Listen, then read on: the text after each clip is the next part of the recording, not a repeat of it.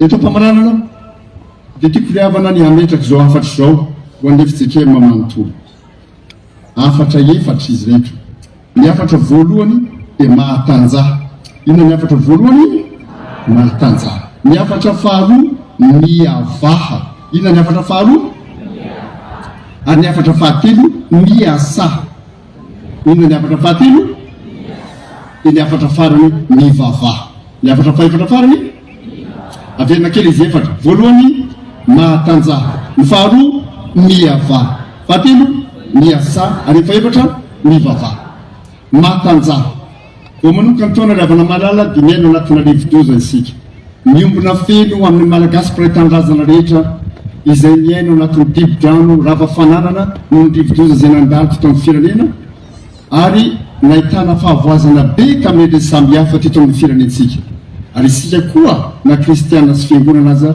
dia miaina ireny zavatra sarotra samihafa ireny akoatra ny olam-piainana samihafa ny fantrana mahafadiranovana efa manjary sakafo hoanina isan'andro indrisy eto amin'ity firenena manan-karena ity mahatanjaha maire zariavana malala aiza miondrika mihitsy za zany rehefa miresaka nyzany amin'ny ankizy dia mitemina reny rehefa mitady kivy enao mba tsarovy ihany le ira anankiray njaka tiany inona ty kivikivy ty inona ty kivikivy ty tsy mahazo kivy tsika riavana malala mahatanjaha isika fa ny tompony miteny mona aza matahotra fa manino izy mombanao aho iaradalana an' jesosy ihany tsika hamakivaky ny fiainana sy ny adiny rehetra zay ny voalohany ina moa ny voalohany teo mahatanjaha ny faharoinina miavaha matoa teny mandidy amin'ny hoe miavaka zany riavana maro miavaha isika riavana dia antsoina mba ho kristianina miavaka raha moa zany ny teny malaza nambaran'ny paoly rehefa niteny izy amin'ny romana toko faharoambin'ny andininy faharomana hoe aza manaraka ny fanao zao tontolo izao dia antsony sika mba ho kristianina miavaka riavana malala miaina ito alivo zao tontolo izao sy ny firenena sika riavana malala ary mamena ampatsiaro anareo miteny zay anambara raha namarana ny asa mahafoloany FFKM tao amin'ny katedraly Analakely mba hiantsonantsika kristianina miavaka ao anatin'ny mahafiangonana antsika fa ny fiangonana dia iraka tsy baikony vola sy ny tombontsoa na ny fitiavam-pahefana ny fiangonana fa mandeha amin'ny fankatoavana an' Jesosy Kristy izay maneraka azy ary zay olona rehetra vonona hijoro amin'ny fahamarinana araka zany iraka nomena azy zany no iarahan'ny fiangonana tsy sahiran-tsaina ny amin'izay fiheveran'ny olona azy ny fiangonana fa mifontoka amin'izay iraka Jesosy Kristy lery ihany ny fanontaniana mbany ao an-tsaina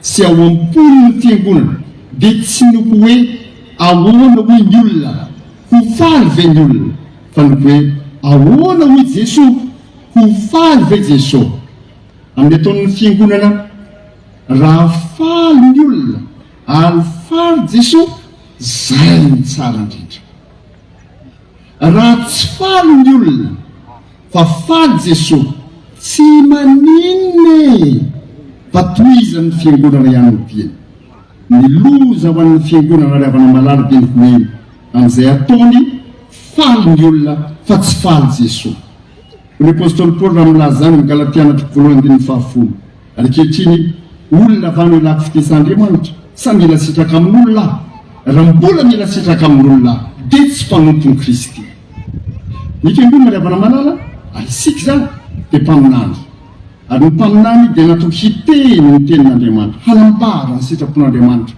amin'ny vaokan'Andriamanitra sy ny firenena araka ny teny faneva ny ainan'ny FFKM araka ny nambara ny tompoka ny Jeremia mpaminany hoe indro efa nataoko ambava anao ny teny ary indro manendry anao izao andro izao hanam-pahefana amin'ny firenena sy ny fanjakana hanombotra sy anjera sy andrava sy androdana ary hanorona sy ambory Jeremia toko voalohany andininy fahasivy sy fahafolo zany miteny ny fiangonana fa izay no mampaminany azy raha miain'ny olona tsara tsy miain'ny olona ratsy saingy afaka didy ny fiangonana ary faly fa nahajoroko mahatoky teo anatrehan izay naniraka sy nampiteny azy ny fahombiazan'ny fiangonana riavana malala amin'izay teneniny sy ataony dia tsy miankina mivokatra azo fa miankina amin'ny toetra mahatokidy jorony eo anatrehana hitsara ny velona sy ny maty naniraka sy nampiteny azy. Zany ry havana no mahafiangonan'ny Kristy atsika. Kristy dia ny teny sy ny asa nanefa nihiraka na anorandrany azy. Rehefa avy nanao fampianarana nampiakivolana izy Jesosy zany. Rehefa avy nanasitrana mararomaro izy. Rehefa avy namoky olona anarivona izy. Rehefa avy nanangana ny maty teo amin'ny vahoaka izy. Ny valiteny nomeny ny fiarahamonina azy. Ny valiteny nomeny ny mpitondra fivavahana azy. Ny valiteny nomeny ny fanjakana romanina azy.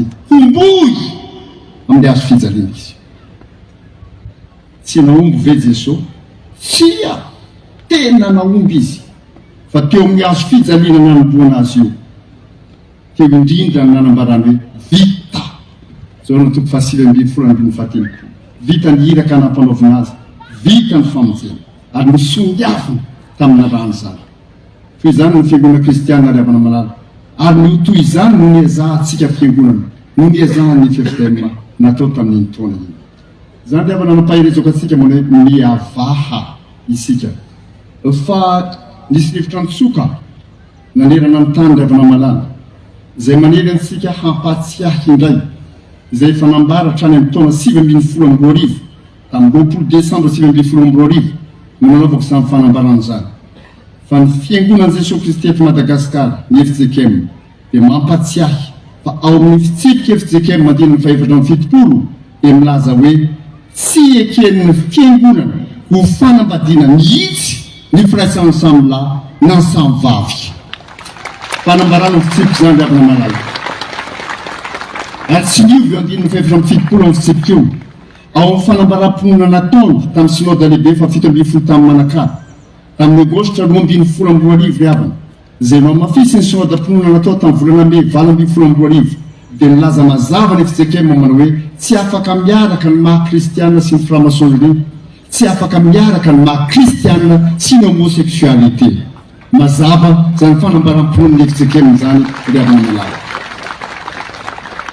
Ny FJKM dia niombona amin'ny hafatra nataon'ny FFKM tamin'ny komity foibe nataony tany Tsolomandridy tamin'ny Novambra 2012 manao hoe tately ny fehi-kevitry ny FFKM tany Tsolomandridy tamin'ny 2012 io.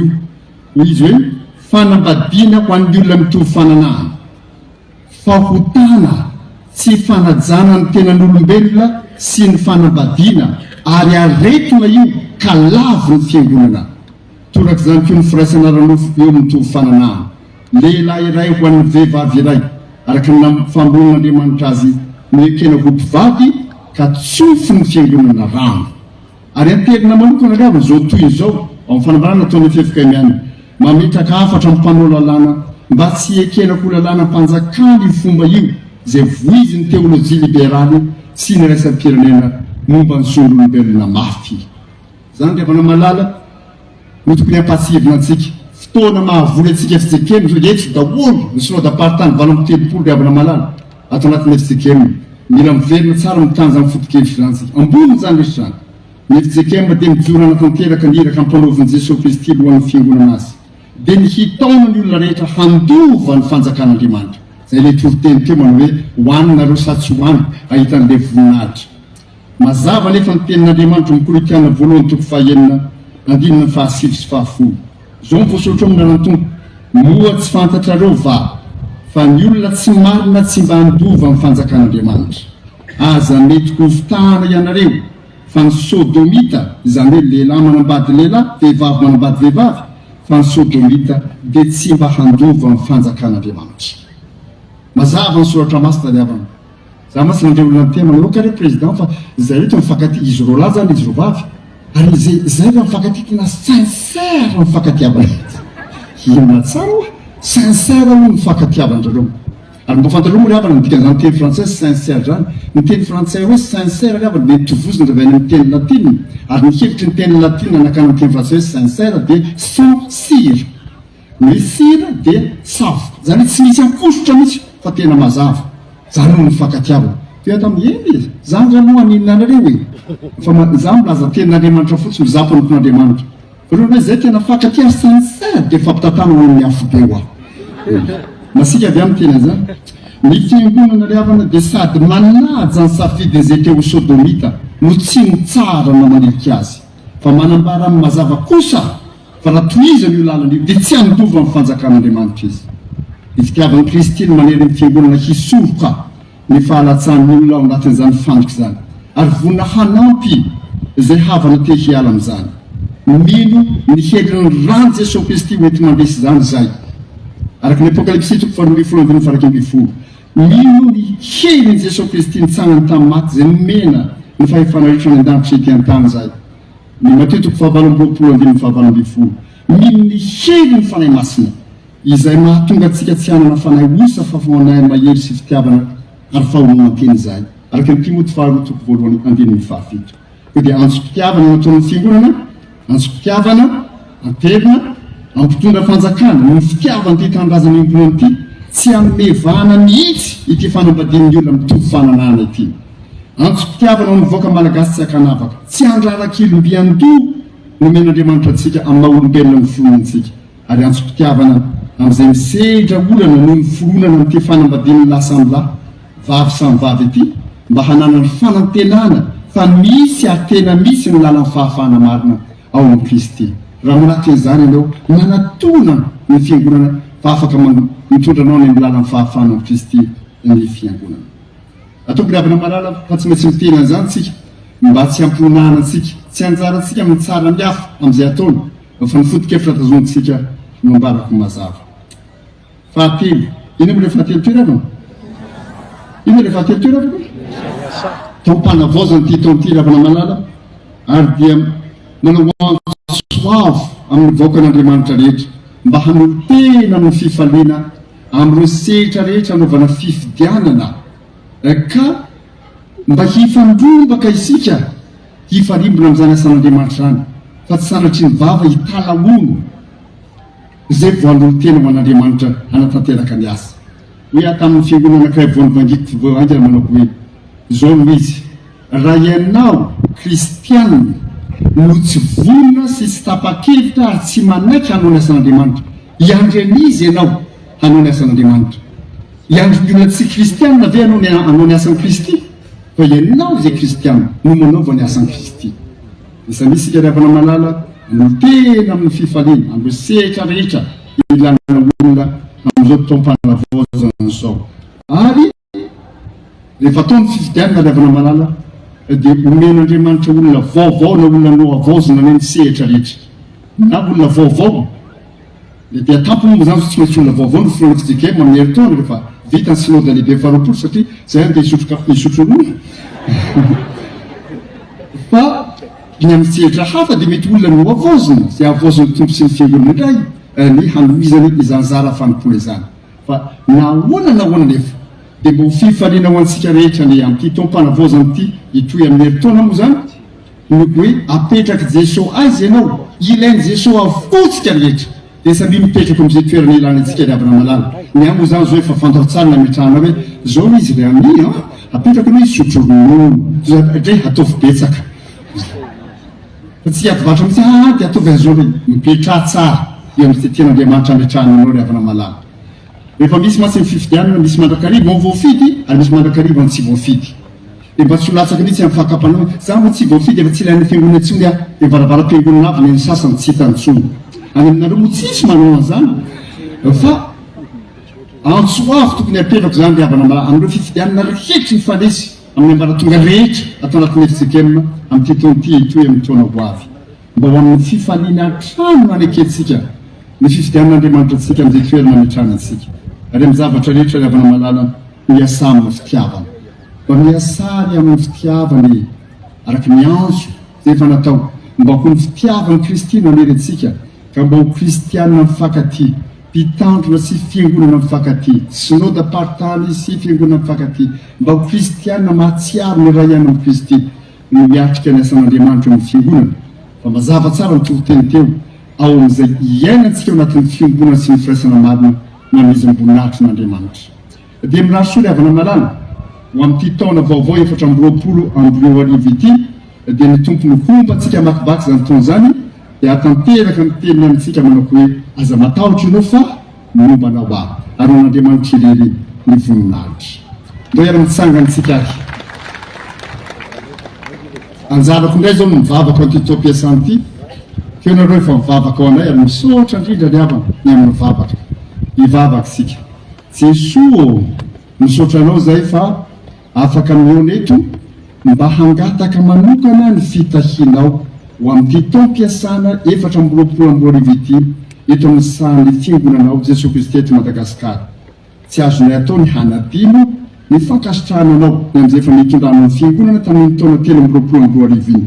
Ankehitriny raha manomboka ity taona ity zay miaraka amin'ireo zavatra rehetra izay nitanysaina fa hatrehana amin'ity taona ity dia mametraka izany ny pelantananao amin'ny fahatokiana ny fahamalinan'ny teny izay ambarany soratra masina aminay manao hoe ankina amin'ny Jehova ny asanao dia ho lavorary izay kasainao ary ankina amin'ny Jehova ny lalanao ary matoky azy fa ataony tanteraka dia hiseho mihoatra ny tamin'ny lasany eto nivo ny fiangonanao ny voninahitry Andriamanitra velona izay tompony sy mpamonjy azy. Misaotra Jesosy fa amin'ny anaranao nanaovanay izany mivavaka izany ary anao irery ny voninahitra. Amen.